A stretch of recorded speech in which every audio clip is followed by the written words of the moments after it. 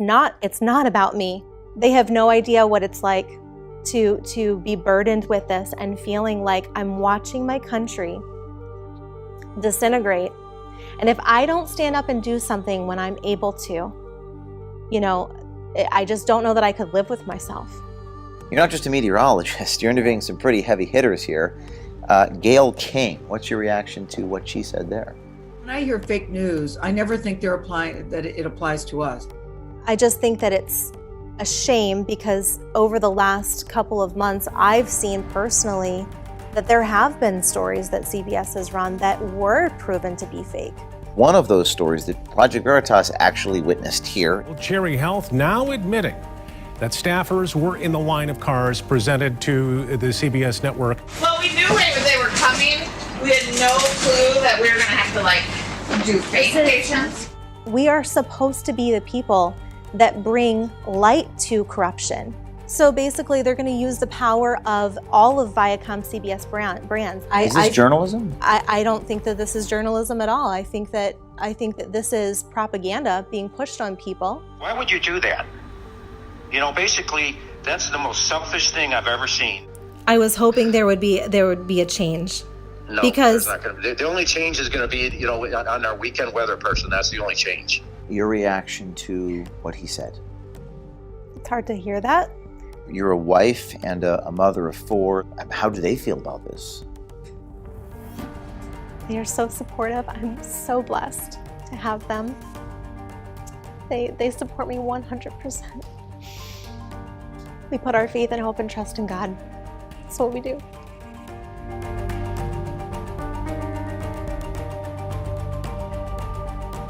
So you're going to go on there and say that, and you think that they're going to say, oh, you know what, she's right. We're going to go ahead and change those now because she said it on the air. You really thought that.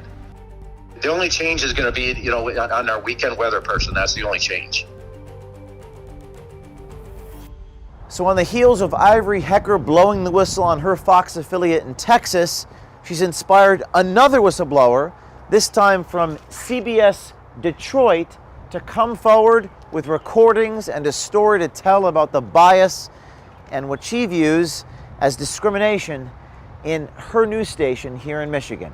April Moss, I'm a meteorologist, but I'm also a multimedia journalist. So sometimes I was a fill-in host for Community Connect, which airs on the CW morning show on Saturdays. You said on the air that you were going to come forward to talk about discrimination. So all of our policies are passed down from CBS New York, and there's just a blanket statement policy for all CBS affiliate stations. When COVID broke out in March of 2020, everyone was sent home except for the essential employees. So there was, again, less than 20 of us with permission to enter the building. Now, I worked in the building throughout all of COVID, and then we slowly transitioned to working from home 1 day a week. General manager's name is? Brian Watson. Brian Watson.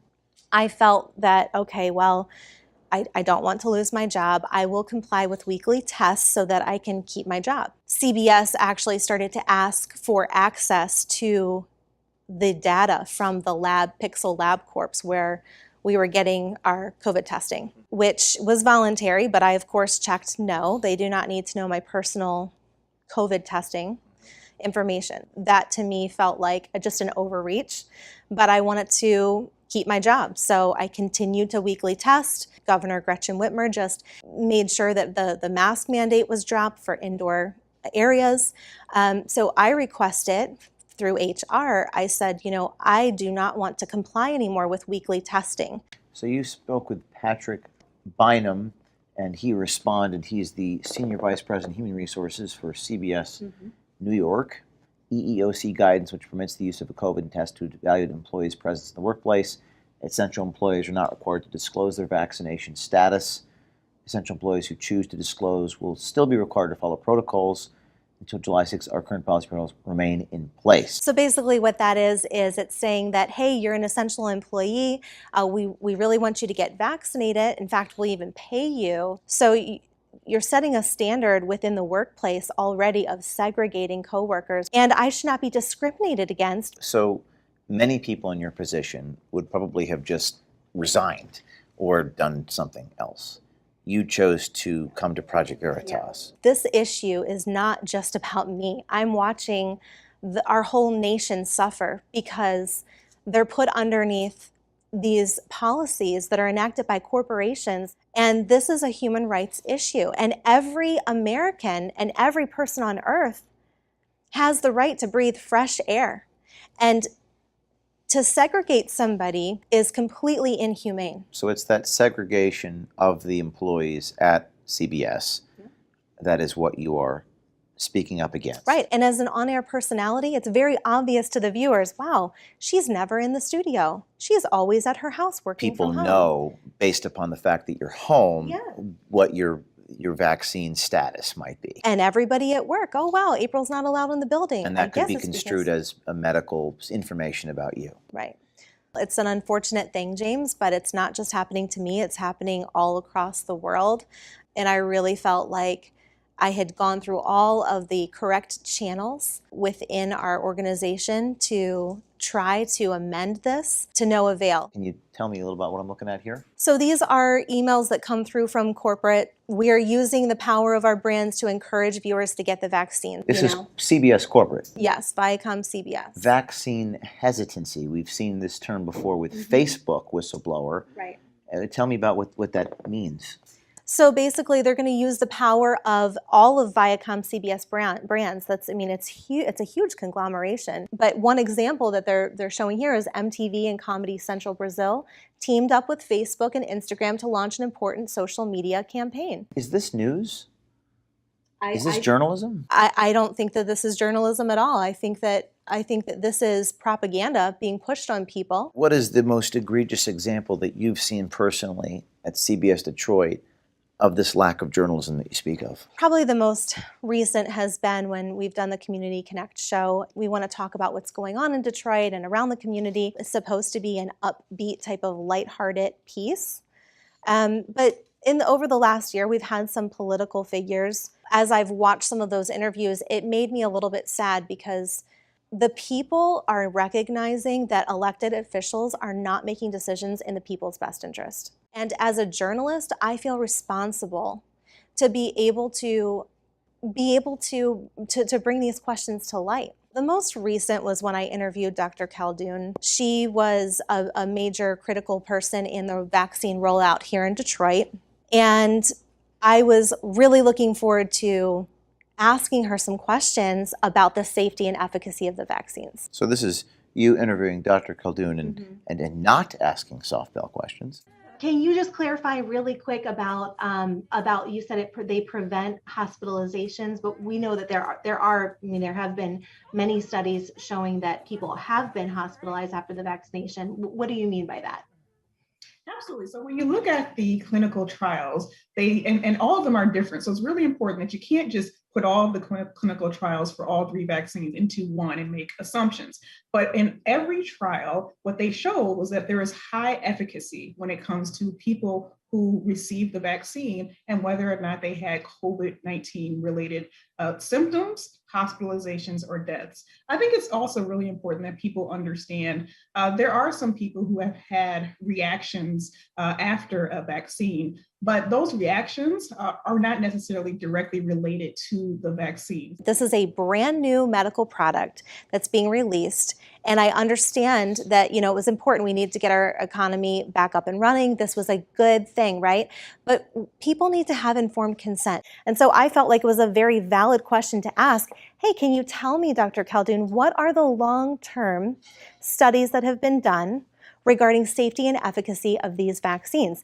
I was trying to ask some more pointed questions, and I really wanted to find out because she basically said early in the segment that nobody had adverse reactions, and I knew that was false. So I was trying to have her clarify that for me. And as I was speaking, my producer in my ear was saying, move on to the next question. Really? Did not want me to talk about. What was that producer's name? If you're uncomfortable saying it, it's okay.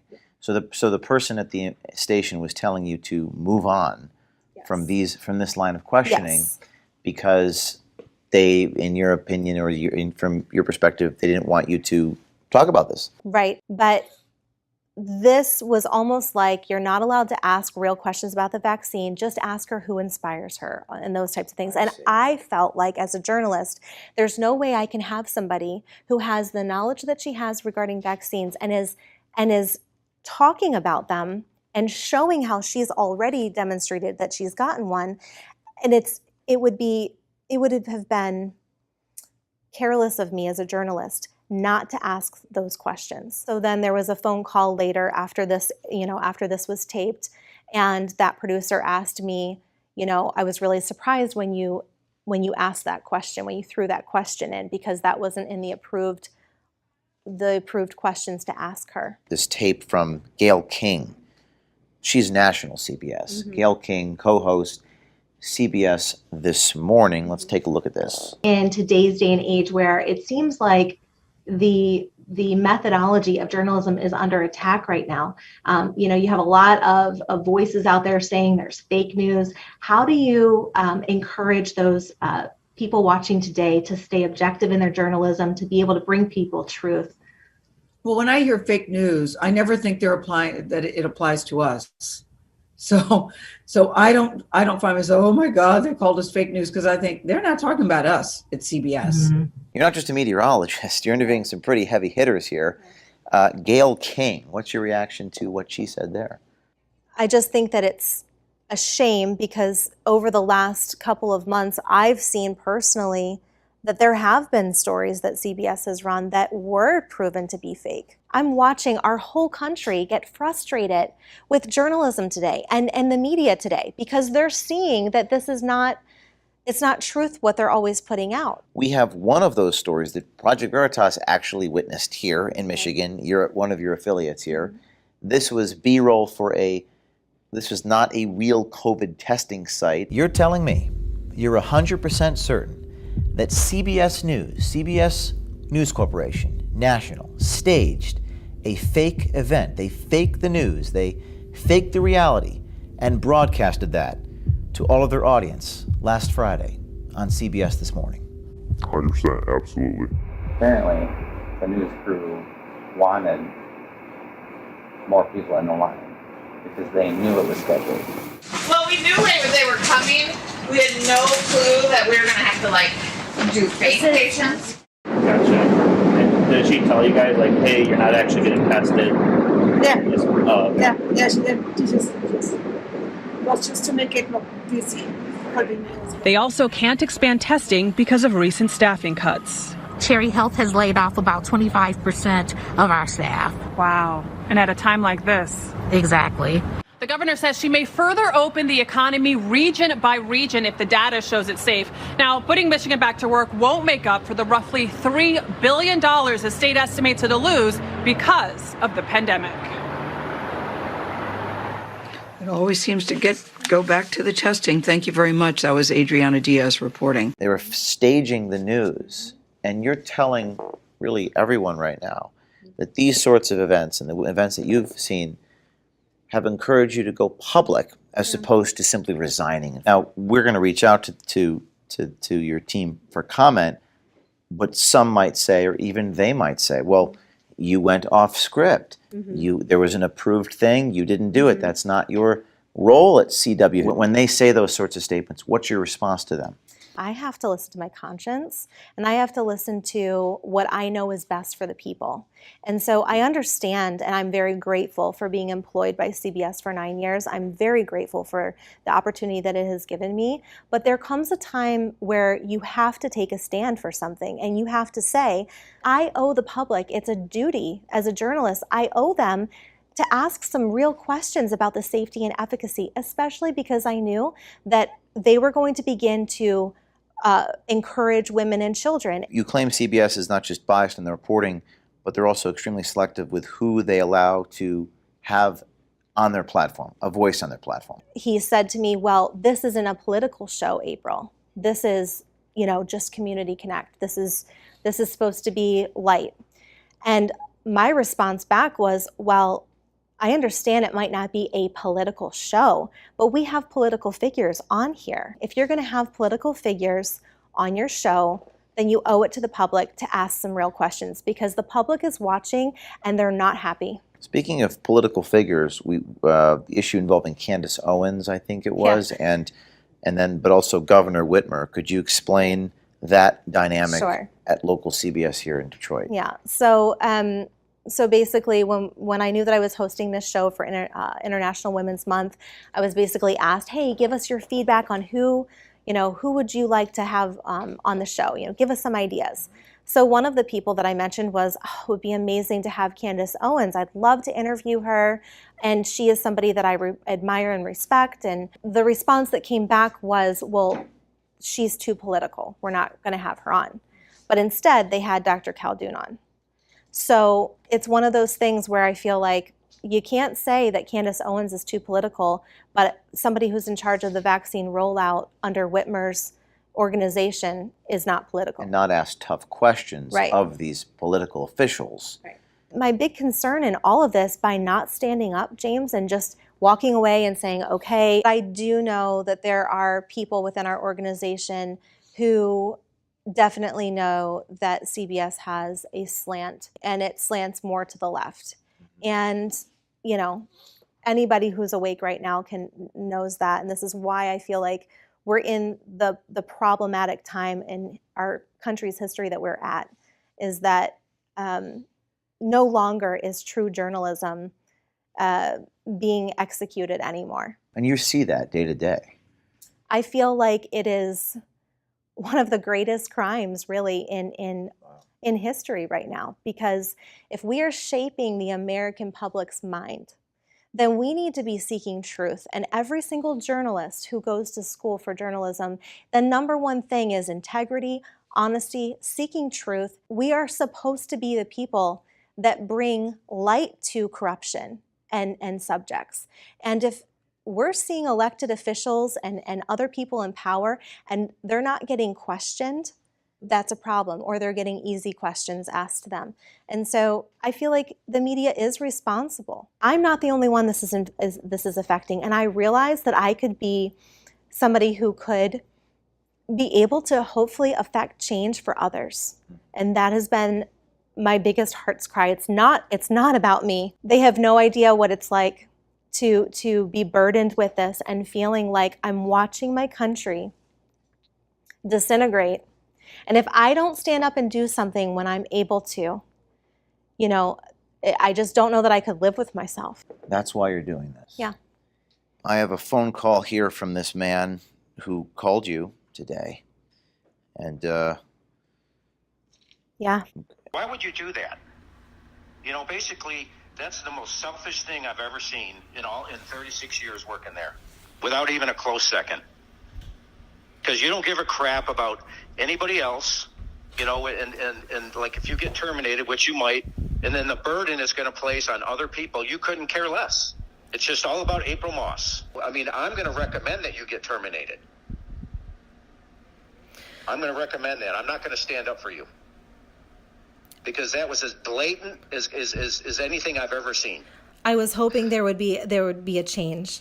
No, because not going to. The only change is going to be, on our weekend weather person. That's the only change. It's hard, it's hard to hear that, because I never would intentionally try to hurt somebody. Anybody who knows me knows that. And I really do like my boss. I think he's one of the best. This man right here. I do. You like him. You respect him. I do. And he fought for me really hard with corporate. And he agreed with me. And as much as I don't want to hurt anybody, I also see the whole world hurting right now. I see the whole world hurting. And frankly, I was out of options. I had gone through every channel to try to do things the right way. I went through HR all the way up to New York to no avail. Yes. So, really, I had no other choice. A choiceless choice.